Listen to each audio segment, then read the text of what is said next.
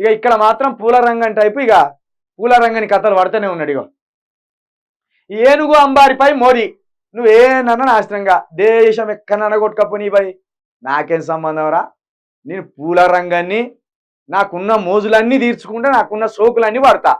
ఇట్లున్నది మన ప్రధానమంత్రి మోదీ గారి కథలు. ఇక మొన్ననేమో సముద్రంలోకి దయగొచ్చిండు, అంతకుముందేమో సముద్రం పక్కన ఇట్లా పోజులు ఇచ్చి కూర్చున్నాడు, ఆ తర్వాతనేమో గన్నులు బట్టి షూట్ చేసిండు, ఆ తర్వాతనేమో అంతరిక్షంలో పోయినట్టు పోజులు ఇచ్చిండు, ఇప్పుడేమో ఏనుగు మీద ఎక్కి అక్కడ తిరుగుతాను. ప్రధాని నరేంద్ర మోదీ శనివారం అస్సాంలో పర్యటించారు.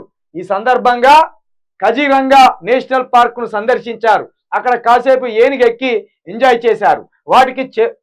వాటికి చెరుకు గడలు తినిపించారు. అనంతరం జీపుల్లో జంగిల్ సఫారీకి వెళ్ళారు. జంగిల్ సఫారీకి వెళ్ళిండట. ఈయన పెద్ద జంగిల్ గాడు, ఇక జంగిల్ సఫారీకి వెళ్ళిండు. ఇక దాదాపు ప్రధాని 2 గంటల పాటు పార్కులో గడిపారు. సంతోషం, 2 గంటలు కాకపోతే సాయంత్రం వరకు గడుపు.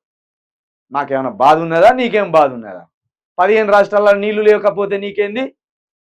దేశవ్యాప్తంగా పిల్లలకు ఉద్యోగాలు లేకుండా నిరుద్యోగంలో మునిగిపోతే నీకేంది? నీకు కావాల్సింది ఒక్కటే, పదవి కావాలి. ఆ పదవిని కాపాడుకోవడానికి హిందుత్వం అనే ఒక చిచ్చును రాజేస్తూ ఉండాలి.